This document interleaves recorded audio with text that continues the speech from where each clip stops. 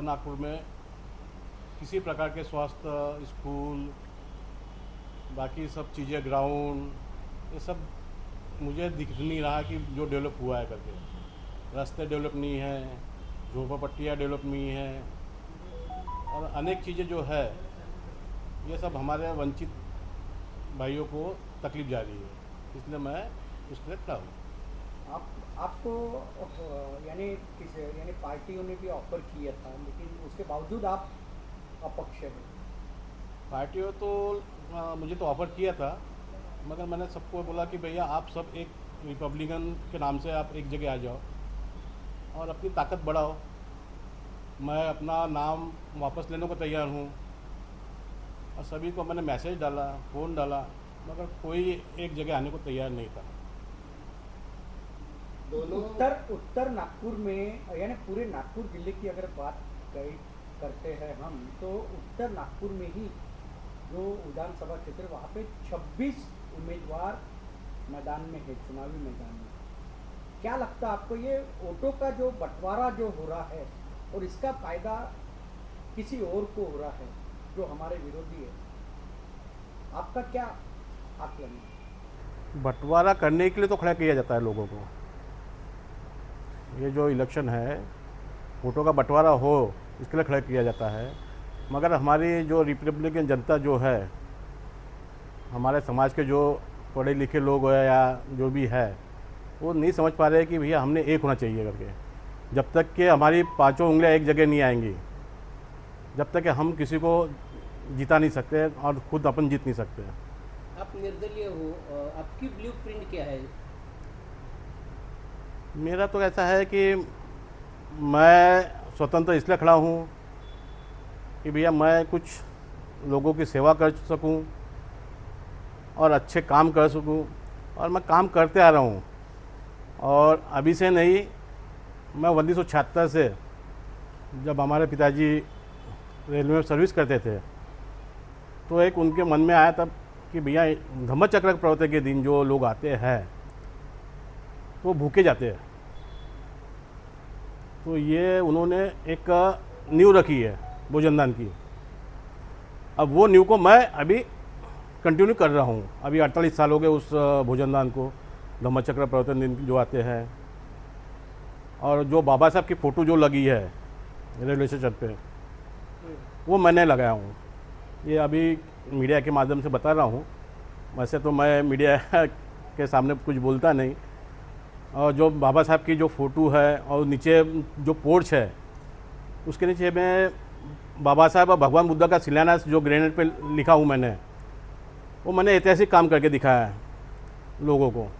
और समाज को मैं इस माध्यम से बताना चाहता हूँ कि मैं और भी काम कर रहा हूँ। जैसे मैंने शववाहन बनाया, निःशुल्क समाज के लिए दिया मैंने, पूरा विदर्भ में पहली शववाहन मेरी थी। और जैसे हम लोग 13 अप्रैल के रात को, जो 14 अप्रैल की संध्या को, जो संविधान चौक में जो बड़ा जो प्रोग्राम होता है, वो हम अपने खुद के पैसे से और निस्वार्थ हम लोग काम करते हैं, और लाखों लोग वहाँ आते हैं।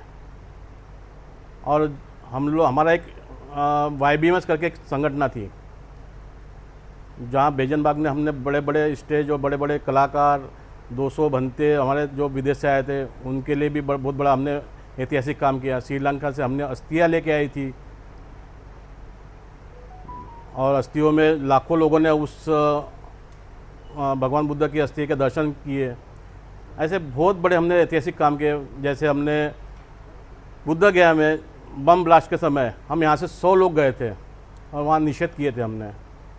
उसके बाद में हमने 300 लोगों को बुद्ध गया लेके गए, वहाँ उनकी पूरी व्यवस्था की है। आज भी 300 लोग बोलते हैं कि भैया ऐसी हमारी पिकनिक है ना, आज तक हमने कभी ऐसी पिकनिक नहीं की है हमने। ये सामाजिक सेवा तो बहुत आपने की है। मैं अभी आप यहाँ पर मैदान में है, हाँ। ऐसे में जो ये उत्तर नागपुर अम्बेडकरी मूवमेंट का गढ़ रहा है, ऐसे में आपको कहाँ तक सपोर्ट मिलेगा ऐसा लगता है? मेरे को जनता ने मेरे को खड़ा किया है। हाँ। रिपब्लिकन जनता जो है, उन्होंने मेरे को जनता ने मुझे खड़ा किया है, और जनता के भरोसे ही मैं जो भी मुझे मिले वो जनता मुझे स्वीकार करे या ना करे, मगर मैं लड़ाई में लड़ता रहूँगा, आगे बढ़ता रहूँगा मैं। क्या आह्वान करेंगे लोगों को? चुनाव चिन्ह भी बताइए लोगों को। मेरे को चुनाव चिन्ह बैट मिला है और चौके छक्के तो लगाना पड़ेगा मुझे, और नए चौके छक्के लगे तो पीछे से मारना भी पड़ेगा मुझे बैट से। मतदाताओं को आह्वान क्या करेंगे?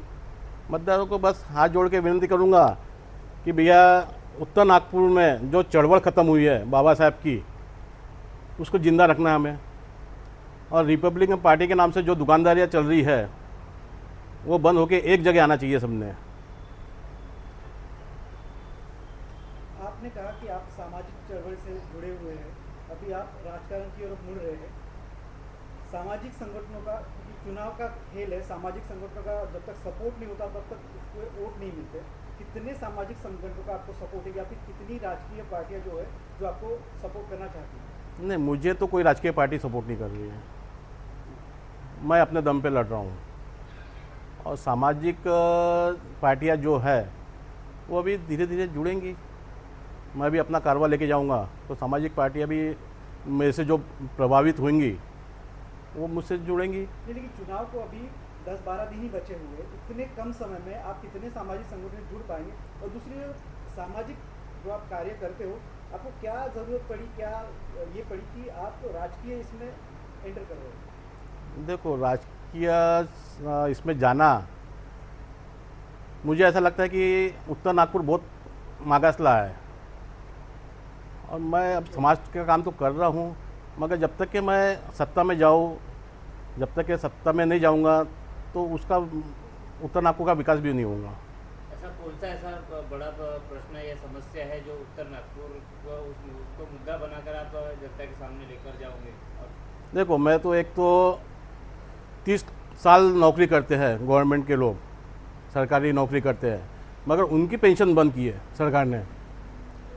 मैं चाहता हूँ कि आमदार और खासदार की पेंशन क्यों बंद नहीं कर रहे हैं? वो तो क्या है, 2 साल 5 साल आते हैं जाते हैं, मगर उनकी ज़िंदगी भर के पेंशन लागू रहती है। और जो सरकारी आदमी जो है नौकरी 30 साल करता है, आखिर उसके हाथ में कुछ नहीं मिलता। तो क्या आप आमदार चुनकर आने के बाद तो पहला मुद्दा मेरा वही रहेगा, अपनी पेंशन हमने आमदारों की बंद करना चाहिए।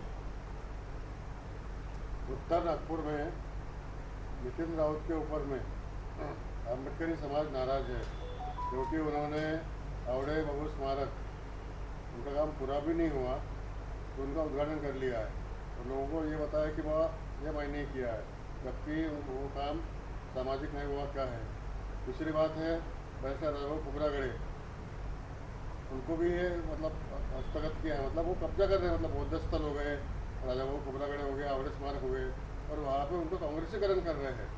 इसके बारे में आप क्या कहेंगे? देखो, अभी सत्ता में है वो, अब सत्ता में तो दादागिरी करेंगे जो,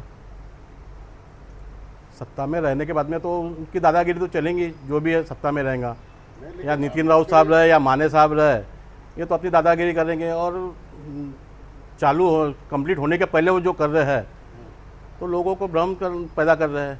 भ्रम पैदा कर रहे हैं। आपकी फाइट किसके साथ है? मेरी फाइट किसी के साथ नहीं, मेरे को जो भी जनता मुझे डिसाइड करेंगी वो जनता के ऊपर डिपेंड है मेरा।